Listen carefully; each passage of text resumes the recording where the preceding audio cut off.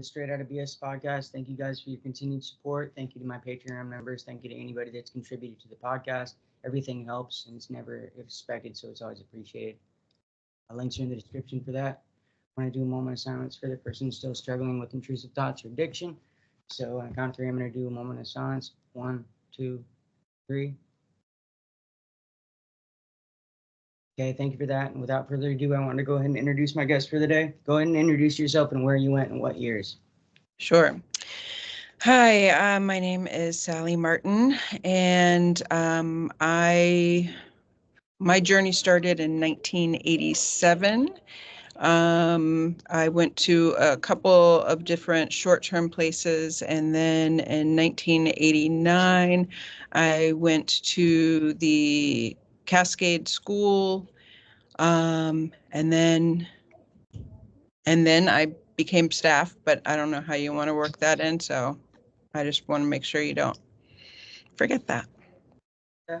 And walk us through your childhood and what led up to you going to the first place you went. Sure. So,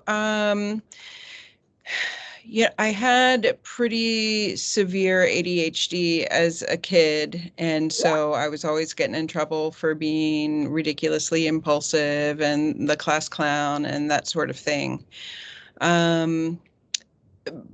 But at some point in middle school, high school kind of area, I got really significantly depressed. And, things at home were not great. And, my parents were very concerned about me, and, their concern turned into more structure. And I fought that. And, so things just got worse and worse. There. So at the age of 14, I was hospitalized for the first time. And I was, I'd smoked marijuana once at the age of 14, didn't skip school, had lots of family arguments, but, still virgin, pretty good kid.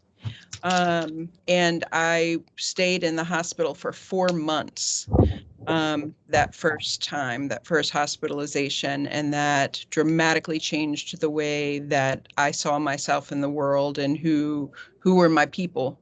From then on, after that, I tried really hard to be good. I wanted my parents to keep me. But after about 1.5 years, things started getting bad again, with my depression, with, the fighting, the arguments, that sort of thing. And my parents took me to the Hyde School, and the Hyde School did not want me. And so then when they took me to the Cascade School, to what I thought was only to be interviewed, I thought, I could make them not want me either, and I'm from Virginia. Cascade School's all the way in California. That was a huge step for me to be literally across the country from my family. It was really, really quite shocking when they actually drove away. Okay. And did your parents talk to you about sending you? So you went to Hyde School and Cascade School, right? Well, no, the Hyde School, I just interviewed there. Okay. So it was just the Cascade School for a long-term placement, and I was there for 30 months. Okay. And did you know you were going to be sent to this place? Did your parents talk to you about it? They did. So long story is, basically I got put in the hospital a second time. And it was right before Christmas, and they said, look, we want to have you home for Christmas. But if we're going to have you home for Christmas, we need your word that, you're going to go do this interview. And so I agreed to go to California for this interview, thinking that, maybe I could convince them that I was too bad, that they didn't want me. yeah, that didn't work out the way that I thought it would. And so I was really, like, I knew I was going there to interview, but I didn't know that they were actually going to leave me there. Okay. And when you went to the hospital, were these like 5150 type situations where they made you go against your will, or was it voluntary? So the first time that I went to the hospital, it was voluntary. And, you know, I really didn't know anything about what that experience was going to be like. All I knew was that I needed to get away from my family. I needed a break from my family. And I certainly didn't know what I would see. I certainly didn't know. I mean, before I even met with a psychiatrist, they put me on medications. How is that legal? Yeah. You know, I mean, from the very first day I was doped up. I mean, it wasn't the first day, but, you know, at some point during my stay, I was actually hallucinating from all of the medications that they put me on. Um, you know, it was a horrible, horrible thing to do to a child, but, you know, being as depressed as I was, I knew I needed something, and I just didn't expect the help to be such a huge hurt. And it was. Okay. Um, were you on any prescription medications prior to going to the program? So before I went to the hospital, I was not on any prescription medications at all. Um, and then they doped me up. I stayed on those medications through the second time that I was hospitalized, which was, it was not, the police were involved, but I don't think the court system was involved at that point. But so it was not a true 5150, but it was certainly not, you know, something that I did voluntarily. Okay. And when you went to Cascade, were you on any prescriptions before you went there? Yes. So I was on some type of antidepressant.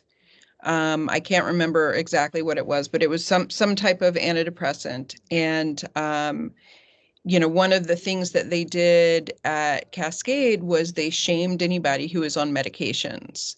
That, you know, they basically said, you know, if you work the program correctly, then you won't be needing that. You know, we will make you feel better. You know, if you're doing our program correctly, we will fix your depression and your anxiety. And if you are still having symptoms, then that's because you're doing something wrong. Exactly. Just instantly, it's all your fault. Yep. So when you went to the high school, I'm curious, when you were interviewed, like, during that interview, did they show you any physical, like a physical rule manual? Did they go over any, like, the rules of the program? What did they tell you in that interview? What did they ask you? What did they tell you? Do you remember? Yeah, I wish I remembered. I really, really wish I remember. You know, I can remember more about, you know, how thick the ice was, you know, than I can, you know, what they spoke to me. But I know that I toured, you know, that it was like students that walked me around. And then, you know, I got into an office with one lady, and I don't remember her name, and she asked me a bunch of questions. And I did my very best to scare her. Um, and I think I was successful at that. Okay. And when you were being interviewed by her, was it just you in the room, or were your parents in the room with you? It was just me. It was just me at Right. that time. They'd already spoken to my parents while I was touring with whatever student that was. Okay. Do you remember how many students gave you a tour? Do you remember if it was one or two? I want to say two, but I can't say for sure, for sure. Okay. And how big was this facility? Do you remember? Hyde? And again, this is like memory of a very traumatized child from 30, some actually longer than that, a long time ago. But I remember it being more institutional, less school-like. Um, you know, lots of doors and windows, and yeah, just not a homey place. Okay. Like if you could make an estimate, like was there a lot of people there when you were touring, or did you see a lot of people, or was it like fewer people? It was fewer people. It was not a lot of people. Okay, like less than 50 maybe? I would say somewhere around 50. Okay, interesting. Okay. And so you go to high school, you get rejected, um, and so your parents then drive you to Cascade. Is that correct? Um, so I don't know if it was like the same day, the next day. I'm not exactly sure. But we flew to the Reading airport, and then we drove. So Whitmore is probably about an hour away from Reading. So and the forest had just burned down a couple years before that. So like there was just nothing. Like driving up to that was just barren, ugly land that was just so, well, it really, yeah, put the flavor on things of how bad things were gonna be. Okay. Yeah, it's almost like it was like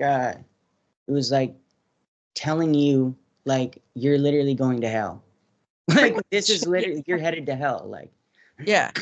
Life is gonna change dramatically. yep. Yeah. Okay. What do you remember about when you first got to Cascade? Again, everything was just so ugly. Um, because the fires had been all around. Like there was actually scorch marks on trees that were like 2, 3 feet away from the buildings. But there were, mountains around there that had not burned. So that was, pretty and nice and green and, lovely. And I can remember seeing the people, and that's when I knew something was really, really, really wrong. Um, because it was it was like being stepping back in time. Nobody was wearing makeup, nobody was wearing hair products. And this was, the end of the 80s, like, where Aquanet and, big black dark eyeliner was like all the rage. So to see people with just like flat hair and, you know, Mickey Mouse t-shirts on, that are 2 sizes too big at least, was like, what's going on here? Most of the people on this particular day were wearing white. It was, and they were, what I learned that was called smushing, which is, people laying on top of each other, just out in the open. It was just immediately, it was like, holy shit, this is a cult. I don't think I had that word, at the age of 16, but something was really, really wrong, um, and shockingly so. Okay. What do you remember them giving you any sort of physical rule manual? Do you remember them buddying you up with somebody to show you the rules? What did they do when you first got there? Yeah. So when I first got there, they introduced me to 2 students that had been there a long time. And Were they boys or girls? It Sorry. was two girls, two Okay. girls, and that had been there for a long time, and they toured me, and then they brought me back up to interview with the head of the school, and I tried to frighten her and intimidate her, and I failed, and then I said goodbye to my parents and was just completely in shock that they were leaving me 3,000 miles away, just completely in shock. Um, so while I'm in shock, watch them drive away. They bring me into the dorm building where I'm going to live, and they do a strip search. And one of the girls that was there with me said, "Well, do you want her to squat and cough?" And the counselor said, "No, I think she's okay. Thank God." But apparently that was, common practice and something that, they would do. They then, because of all of my Aquanet and, eyeliner and whatnot, they put me in the shower immediately to completely take away any sense of who I was. And I can, like, seriously, like, I can remember that so vividly, being put in the shower and then having to go address this, school of strangers, not feeling like myself at all, because they put me in, chump clothing, stuff I would never wear, no makeup, flat hair. I felt it was humiliating. It was absolutely humiliating. I can really remember that vividly. It was an awful feeling. And,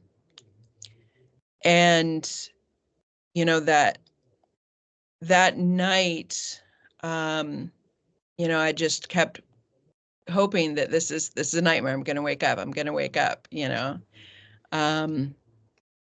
next day was my first, what we called forums, which was, the attack therapy. Your version of seminars, essentially, right? Well, we had workshops and celebrations where you guys had seminars. So this was more like just group therapy that we had like 3 times a week. Okay, so more like exactly like you said, like group therapy, like you'd have it like in groups and stuff like that, and Yeah, do it on a regular or more regular basis. Okay, continue. Yeah. Sorry.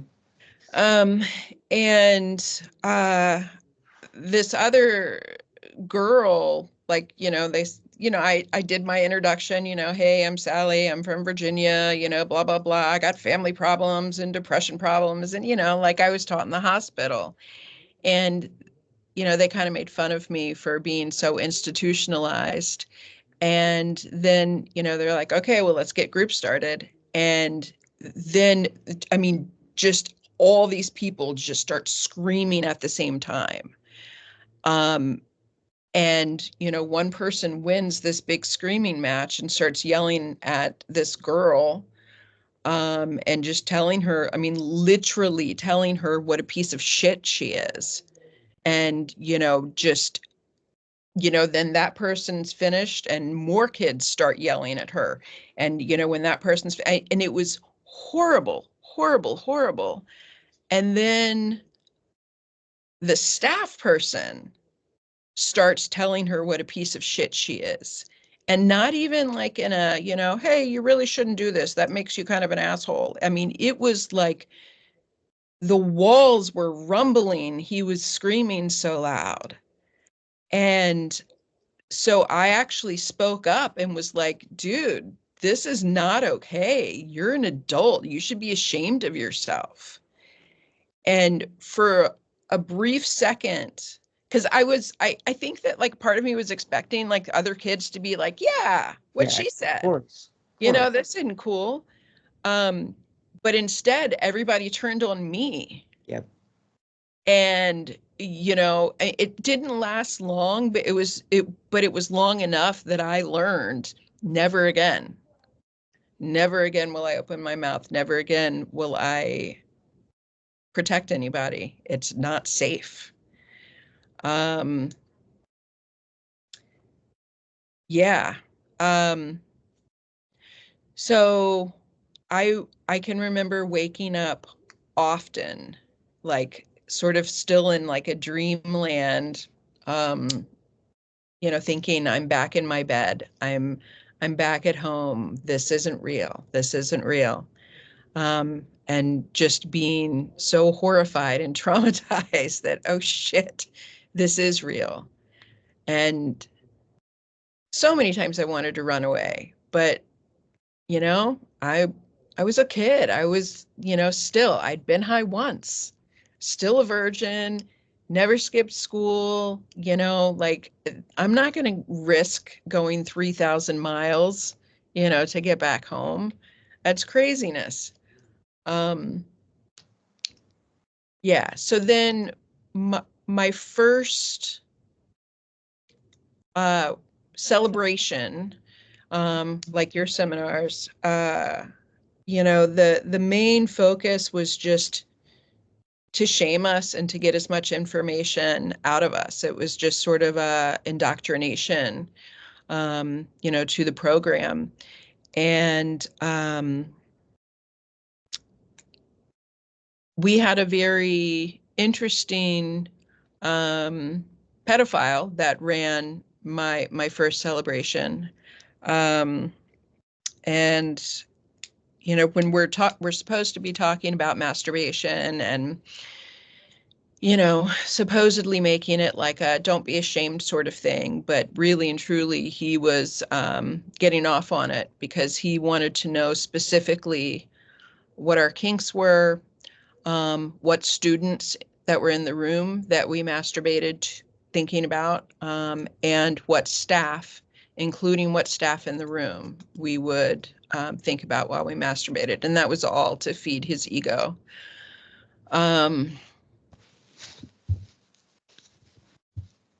you know, they used the sleep deprivation. You know, the windows were all boarded up. We had no idea what time it was. We weren't allowed to know what time it was. You know, just so many things to get such an emotional response and reaction to us, so that when we were finally, you know, brought out to the light again, it was a good feeling. It was a really good feeling, and, you know, something that we wanted to keep. You know, but obviously it's false and you can't keep that feeling. The second workshop or celebration that I went through dirty. Did you have that terminology too? No? Okay. So if we had broken rules, we call them agreements, even though we didn't agree to them. But if we had broken rules and didn't tell on ourselves, that was called being dirty. Yeah, we called it withholding. Okay. So I had, on a doctor's visit into town, I had called my ex-boyfriend, you know, from like a payphone or whatever.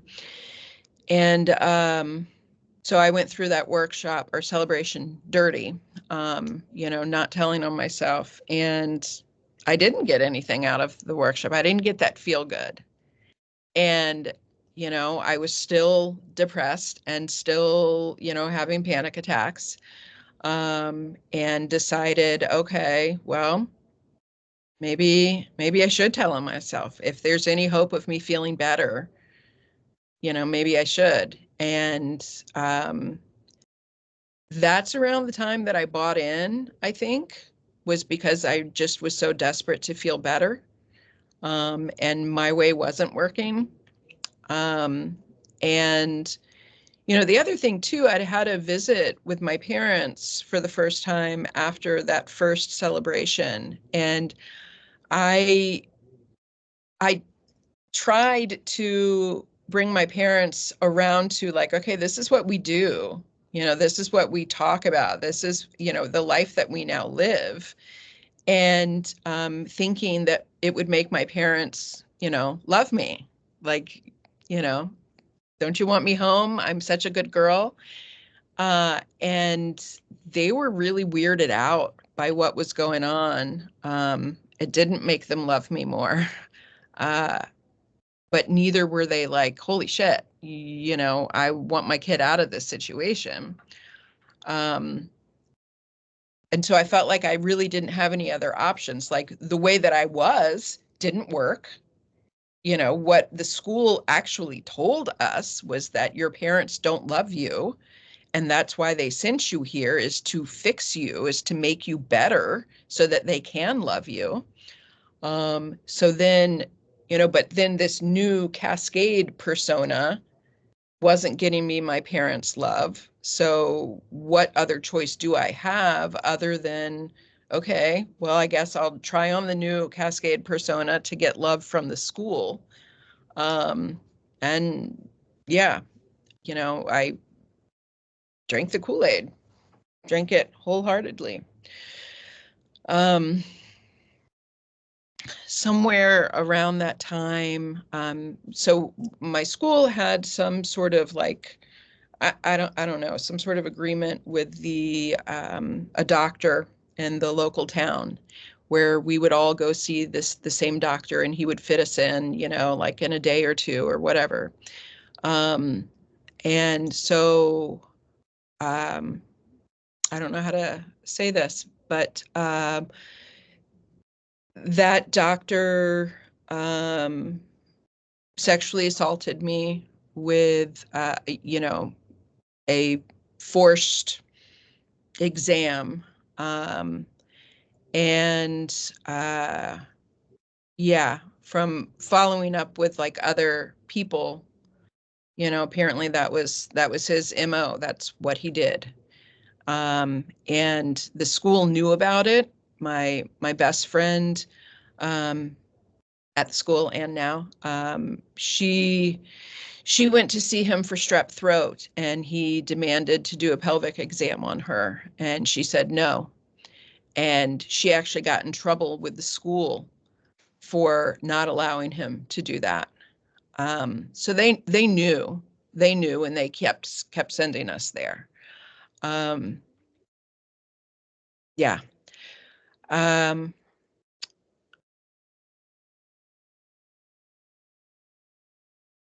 Yeah.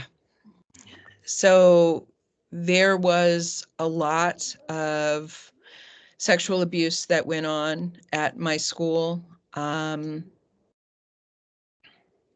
Many people. And I know you've interviewed people from Cascade before, and you know that a lot of our counselors were students at CEDU before they, started working with us. And, one of them has admitted to actually being convicted of rape, and then was allowed to come and work with us, knowing what he was capable of. And in fact, he had many inappropriate relationships. Yeah, and it's very overwhelming. It's very overwhelming to know how much sexual abuse happened there. I can imagine. So you were there 30 months. Did you have a difficult program? Was it easy for you? Did you have points and levels there? What was the... No, it wasn't so much points and levels, but I was a mediocre kid. So I would say I got like a medium amount of privileges and leadership positions and things of that nature. I certainly didn't, stand out as like one of the, great kids that, got everything. I was mediocre, but I earned many positions. I say I earned them, but I jumped through the hoops. I did what they wanted me to do. And yeah, but I don't feel like I was ever safe, like they would still, turn on you for nothing. And you never knew what to expect. When I came back from my first home visit, I actually got yelled at because someone had the feeling that I wasn't going to come back, that I was going to convince my parents to keep me at home. And so just because someone would think that I would, try to manipulate my parents, I'm going to get yelled at for it. Yeah, that's insane. So when you were there 30 months. Did they have any intervention or like worksheets where they made you like write sentences, anything like that? And did you experience anything like that? Yeah, so ours was a little bit different than yours. We got put on indefinite dishes or all-day dishes, and that was basically like work crews, for hours and possibly days at a time, where you were, put on bans, which, just meant that you were banned from talking to anybody, looking at anybody. I mean, like, other people would get in trouble even just for looking at you. I mean, you were a ghost when you were put on bans. So it was like a form of isolation, while you're still in the community, where, yeah, I don't remember writing anything, but I can remember being at a table, not allowed to look at anybody or talk to anybody. But I can also remember, having to be, on work crews like all day, like, 6, 8 hours a day, just, being outside, digging holes and raking leaves and, doing things of that nature. Some of my peers would get, sent to the woods or sent back to the woods, for wilderness therapy programs. I never had to do that. Okay. Did they do like PT, like drills, like physical therapy drills with you guys? No, we had family time like on Tuesdays and Thursdays. And, one time our counselor was on a diet. So she decided that we all had to go work out with her because she was on a diet and trying to lose weight. But that's really about the extent of it. But when we would get in trouble, we were assigned, one night of dishes or maybe 3 nights of dishes or, whatever. But the dishes were such that like you would have to run. If you were not running hard enough, you would have to stay on longer or you might get another night of dishes. And so, I mean, it was literally to the point where people were working so hard and so fast that they would actually vomit, because we weren't allowed to say no or to catch our breath or to even get water during, that kind of intensive workout. Okay. Any improper restraints, and did you experience any? So, no, we were never restrained at my school. We did lots of weird things in workshops that were, I don't think anything would be a restraint per se. But, we did lots of weird shit. We did lots of really weird stuff. Okay. And let's see. Um, did they give you phone calls with your parents, and how often? So we got 10 minutes every 2 weeks, and that was with your counselor in the room. And it was it was speakerphone phone calls so that the counselor could hear everything. Somehow, supposedly, this was supposed to be therapeutic, but it was really just to keep us from saying what was going on. Okay. And was there any schooling element to Cascade? And if there was, did your credits transfer after you got out? Yeah, I'm very lucky that we were accredited, and our credits were fine. Certainly we were not prepared. I went to college from after I graduated Cascade and did horribly because I was not academically prepared. Certainly, I mean, I had active complex post-traumatic stress disorder.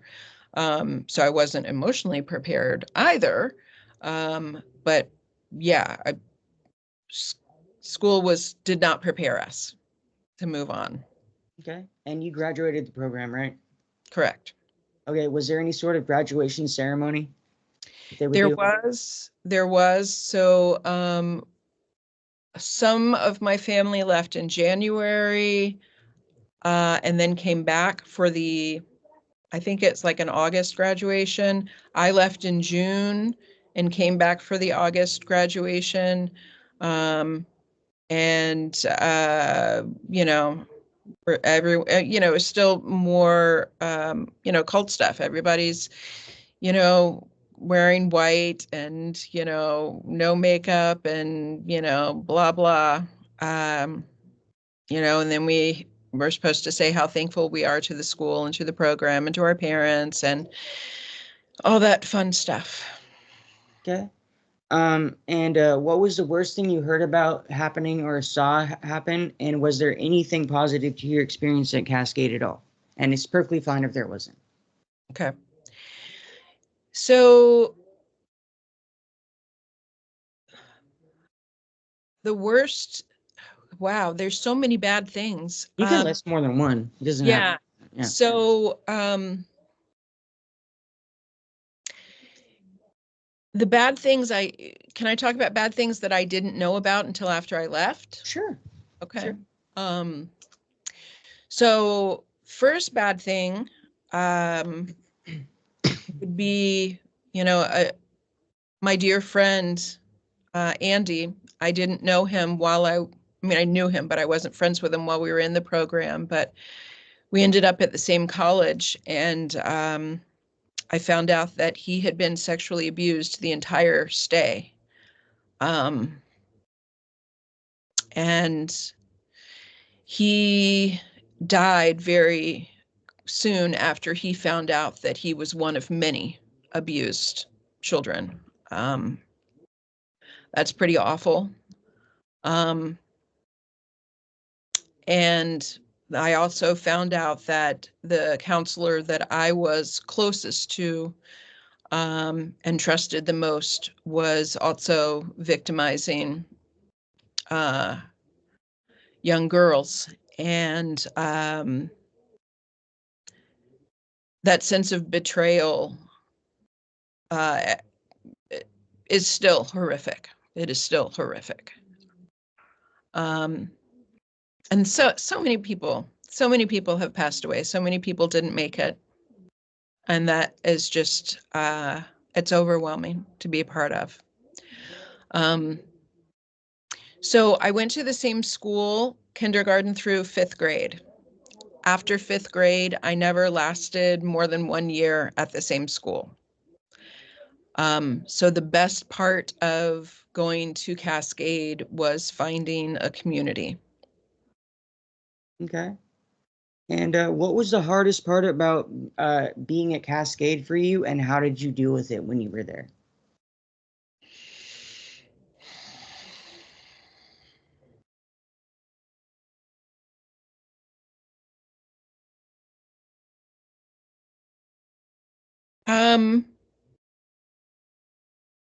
I think all of it was hard. I think the groups, you know, three times a week, you know, between 2.5 and 3 hours a week. That and the celebrations and workshops where it was, you know, you had to cry when they said cry. You have to scream when they say scream. You have to hit pillows when they say hit pillows. And you have no emotional autonomy over anything. And, you know, if you think you have an issue, nope, that's not your issue. This is your issue.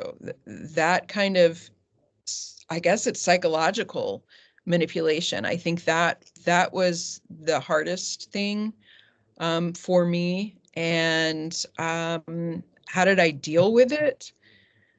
I dealt with it by trying to be able to control it.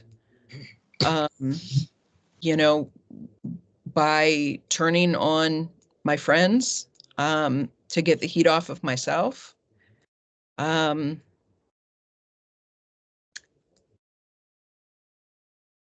doing the best I could to keep them happy with me. Okay. And let's talk about reintegration into society. What's been the hardest thing for you since graduating Cascade? What have you struggled with the most, and what's the hardest for you? So I think reintegrating into society. We were taught to trauma bond with people. And, who knew? People in the real world don't appreciate being trauma bonded with, it kind of freaks them out. So not knowing how to have conversations with people about my life, my experience, without freaking people out. And I think to a certain degree, that's still true. I'm 50, and that's still true. Like, I don't get to talk about normal high school experiences because I didn't have them. Um, you know, and, having been a part of a community that was so emotionally and psychologically intense and abusive for such a long time, I didn't know what normal looked like at all, and really felt like this is normal. And unfortunately, when I went to college and I was, training to, 'cause I'm a social worker, and I think that what I was raised with stayed more present than what I was learning in school. And so I couldn't discern like that what I'm learning, at school is more true than, what I was raised with. And that was very, very difficult. Okay. And what happened after you graduated? You said that you worked at a place too. So what happened Yeah. after you graduated? Go into that a bit. And how So, did you end up working? yeah. So, I got my bachelor's degree in social work, and then I moved to San Francisco, worked at a group home for a little while that was very similar to, the psych hospitals that I had been to. And I didn't have any problem with that because that's what I was raised with, it's what I experienced. And so it seemed normal. I decided to go back to school, got my master's degree in clinical social work. And, it was just a couple of years after I did that the Carl Brook School was opening. And the Carl Brook School was founded by 3 survivors of the Cascade School. Interesting. I didn't know them. I knew their names, but they had graduated before I had gotten there. But I had heard about it. I don't know how, like on whatever it was, like MySpace. I think that was what was going on in the early 2000s.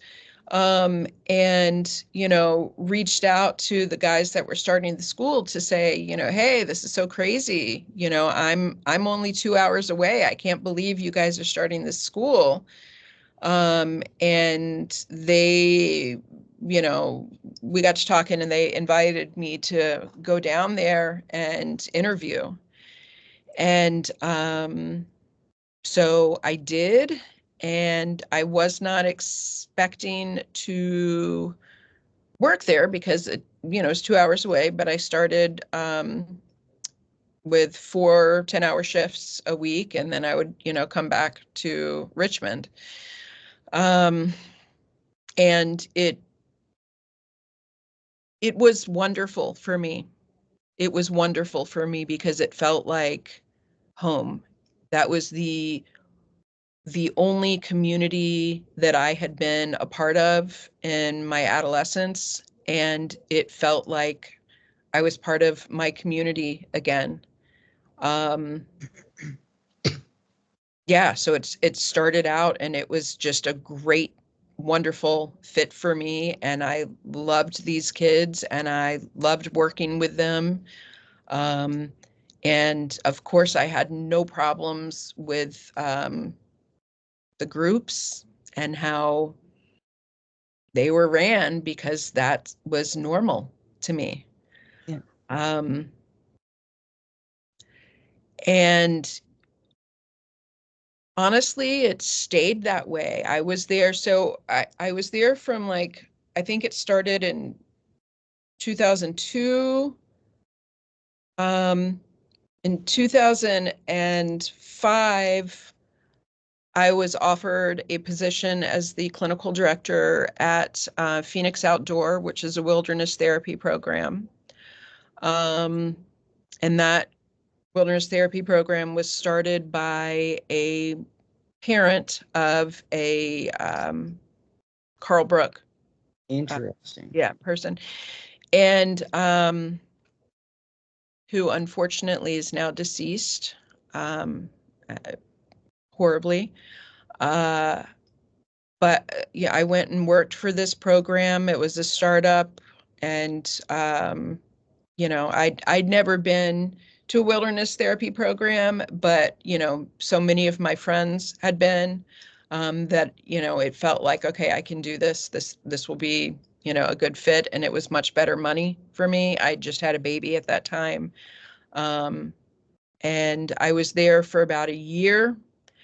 It did not turn out to be a good fit. I had trouble working with educational consultants. I didn't trust their judgment and where they were sending people. And just, I was not a good team player with educational consultants. So after about a year, I came back to the Carl Brook School, and stayed at the Carl Brook School for in total somewhere around 6 years. Okay. What made you leave? And also, looking back on it now, do you feel that you were still brainwashed when you decided to work there? Because you even said it yourself that it just felt normal, everything that was going on. And looking back on it, now that it wasn't normal. So, there's so much to say about this, Jordan. There's so much to say. Yes. I think I was still brainwashed. I didn't know it then. But I truly believed what I was teaching. mm-hmm. I truly, truly, truly believed that, the more you emote your feelings, the more you scream and cry, the more healthy you're gonna somehow magically become. And I had just not learned that, no, that's re-traumatizing. Mm-hmm. That's crap, that I just hadn't learned it. And you might think, well, that should be common sense. And I would agree with you. That should be common sense. It wasn't for me. Well, when you're brainwashed, you don't see things clearly. Your vision is clouded because you believe.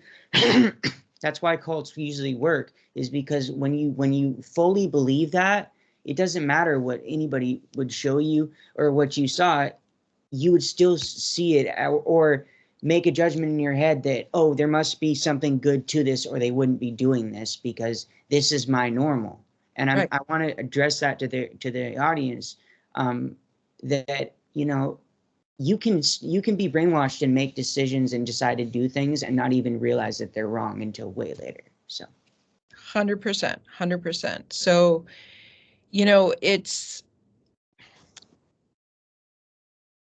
I recognized when I was at Carl Brook, because there were a lot of deaths, of our graduates. And I recognized, while I was still there, that, it seems like it was the people that 100% bought in are the ones that are not making it. What does that mean? And so I was starting to question, but I I couldn't really allow myself to question what everything was, because I was going to have to completely and totally dismantle myself. Yeah, and everything that you believed was Yeah. right for all these years. Yeah. And I just wasn't ready to do that. I was able to say, I can't remember which kid it was, but I can remember talking to a kid saying, yeah, I think Cascade probably was a cult, but no, I don't think Carlbrook is. You know, just this cognitive dissonance. Like I couldn't let go of my truth. I just couldn't. And I want to be really clear with you, Jordan. I was the worst of the worst. Like, because other counselors would come on having never been in one of these environments before. And so they were kind of, well, I'll just say that, like, I mean, I was bad. I was really, really bad, really intense. And I mean, it's been a minute since I've been on Reddit and searched my name, but there's some nasty stuff on there about who I was at Carlbrook, and it's all deserved. It is 100% all deserved.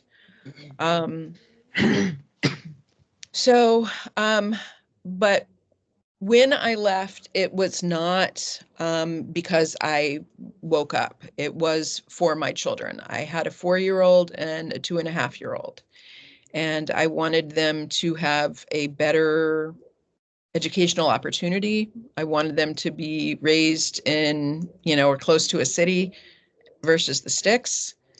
And that's why I left. And it was a huge blow financially. I didn't make as much money. And it was a huge blow to my ego. When I was at Carlbrook, yeah, it was almost like being a rock star. Like, when I walked through the building, people were like, oh, Sally's here, Sally's here. And just being a normal person, like, the therapist is here, whatever. So I worked at a group home after. It started to change my mentality of, who I was. And I think in an appropriate way. No one should feel like a rock star working at a school like that. That's inappropriate. So a couple of years go by, and I'm working with teenagers in private practice. And I'm learning different trauma modalities so that I can really help my clients. And I'm realizing that these trauma modalities from people that are, really highly respected in the field are completely 100% the opposite of what we have done at Cascade and at Carlbrook. And that's when I started to realize, holy shit. Oh my gosh. And this was a very slow awakening for me. Deconstructing everything that you thought was normal. Yeah. Yes. Huge. And so another Cascade grad, just happened to reach out to me that was, I think, in a similar situation at the same time, to say, okay, we're both therapists. We're both, realizing, what has happened to us. Let's talk. And that is, I met Janja Lalich very, very shortly after that. And that relationship helped me considerably in realizing, what had happened to me and what I had done. And the three of us actually worked together to do psychoeducational groups for cult survivors and T.T.I survivors for, I don't remember if it was like a year or maybe 2 years. And I learned so much about all of this. It was such a gift to me. At the same time, it's really kicked my butt considerably because, I recognize that there's blood on my hands, like quite literally, there's blood on my hands. And I can't hold my survivorship in the same way that someone who has never been a staff member can hold their survivorship. And holding, just knowing that I have hurt people and that cannot be undone is unfortunate. It really sucks. Not a fan. Okay. And so for you, it was not a means to an end to work there. It was more of a you actually thought you were really helping these people, these kids. 100%. 100%. And I wanted to be there. I wanted to help these kids because I had been one of them. You know, I knew what it was like and wanted to help them get to the other side. I feel that, yeah, when I was junior staff, that's kind of how I would feel, is that because I was bought into the program at that time, or as much as I could be. And same with staffing seminars. I actually thought that I was helping, you know. Yeah. Yeah. So, yeah. Right. If you could go back in a time machine and not go through Cascade and not be a staff, knowing what you know now, would you do it, and why? That is a great question. And I knew you were going to ask that question, and I still don't have an answer. So if I could go back, I think I would still do Cascade. I think I would still be a survivor.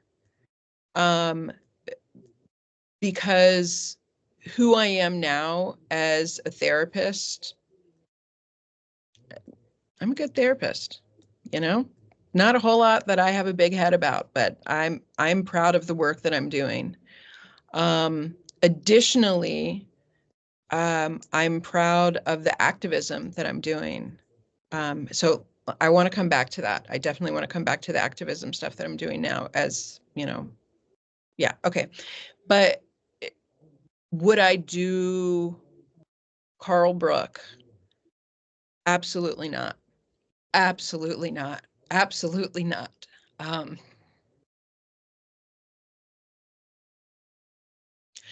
I love those students. I still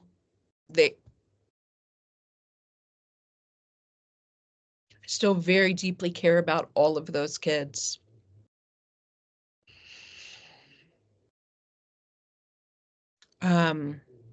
At the last count, and this is, maybe a year old of information, 55 of those students have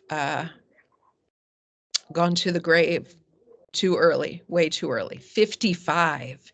The school was only open for 12 years. And to know that I was part of that, and no. Okay. And let's see. Have your parents or the people that sent you to the program, have they watched the program, and have you talked to your parents about how the program made you feel now that you've like woken up completely? And what is your relationship like with your parents?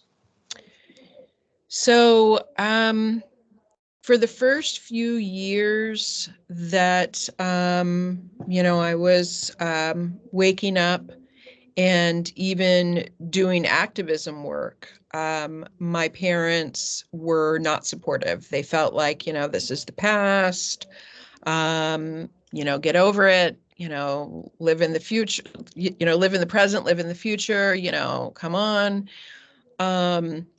And then I started working on a presentation with another therapist, Jessica Black. And so we've created this presentation to give to,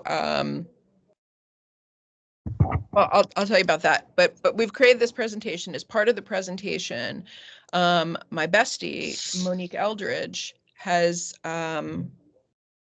done a reading of a chapter in her book that she's written about Cascade. And in that reading, it describes a group that we were in together that is so horrifying, so wrong, that my parents finally woke up to why I can't leave this alone, why I can't let go of this. And I'm so appreciative because my words were not adequate, but her words were. And so my parents are proud of the activism that I'm a part of, that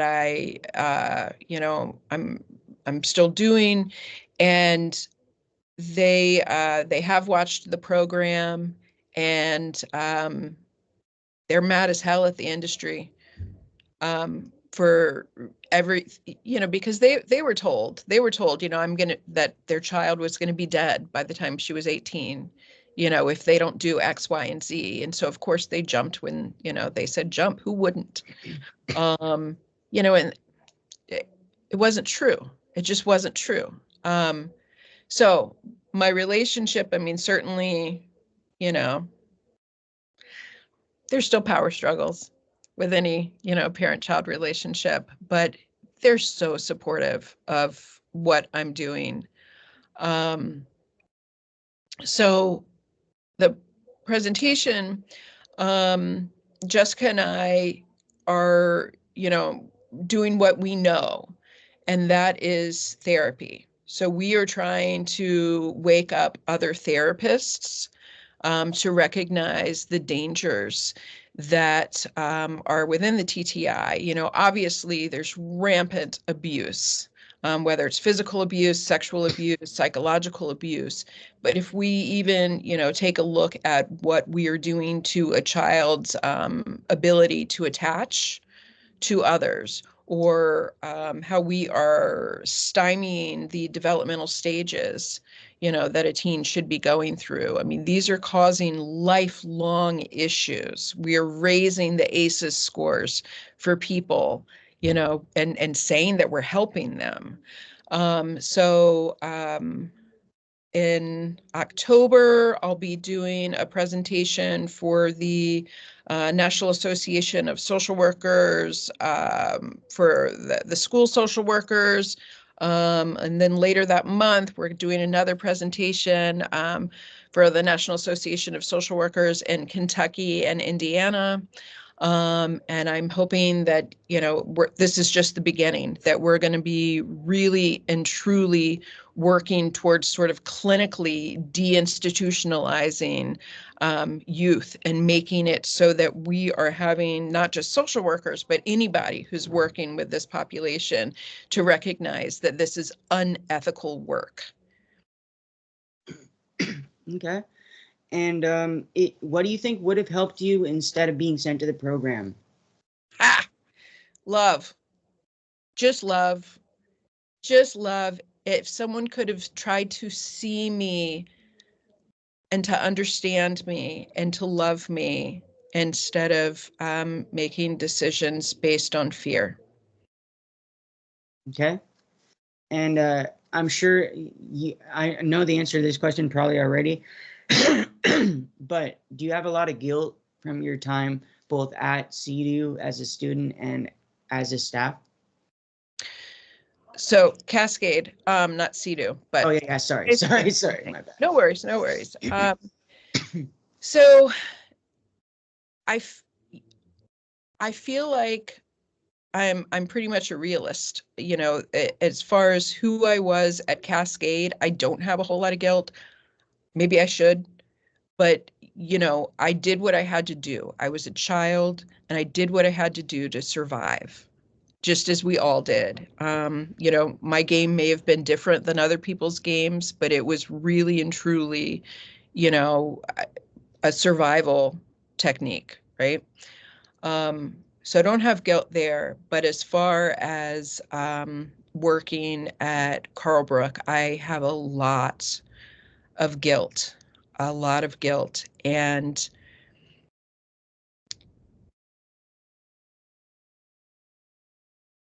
I don't know that that's what is motivating me to do the activism, that I'm a part of. And, that is,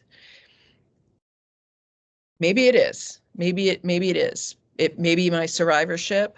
And I don't know how to look at the whole quite yet. They still seem very separate things. But yes, there's a lot of guilt. Okay. And how can people become involved with your activism, and what are you doing with your activism? You said you wanted to touch on that. Yes. So in the near future, I will be doing some clinical studies so that we know, the survivor community knows the damage that this causes, but I don't think that there's a lot of clinical information out there. So I'm actually gonna go back to school and get a doctorate in social work. And I'm doing this just so I can get some assistance in doing the studies that need to be done so that we can prove what we know, that there are going to be higher rates of CPTSD in survivors than people who had community-based services. And I'm super excited about that. So yeah, when I start sending out emails and, see, my name on social media, if people can respond and be a part of that, that would be amazing. Any group of 10 people or more that would like to see my presentation, mine and Jessica's presentation, absolutely, but just recognize that this presentation is specifically for clinicians. And it talks a lot about the ethics of therapists and whatnot. So, but really and truly, any group of 10 people or more, I'm more than happy to spend an hour of my time doing that. So seek me out on Facebook, Instagram. I'm there. Okay, cool. And is there anything else you want people to know about your program experience or your experience as a staff member? And what would you tell a parent thinking about sending their kid to a place like this? I can't think of anything else that I would want anyone to know about my experience, although I'll think of a gazillion things after we're done. But I would tell a parent who is thinking about this, I would say, let's look for a long-term solution instead of a short-term solution. Sending your child away is a short-term solution, and you're not taking into consideration the long-term damage that will be caused, not may be caused, but will be caused to your child if you interrupt, these developmental stages at this time. Don't do it. Okay. And let's see. I think that's it for questions for you. If you ever want to do a part 2, then just let me know and we can make it happen. Okay. And yeah, thank you guys for watching the show. And if you've watched so far on the video, please make sure to like the video, subscribe, hit the notification bell, and leave a comment down below. It really helps the algorithm. And we will catch you on the next one. Have a good day, y'all. Thank you.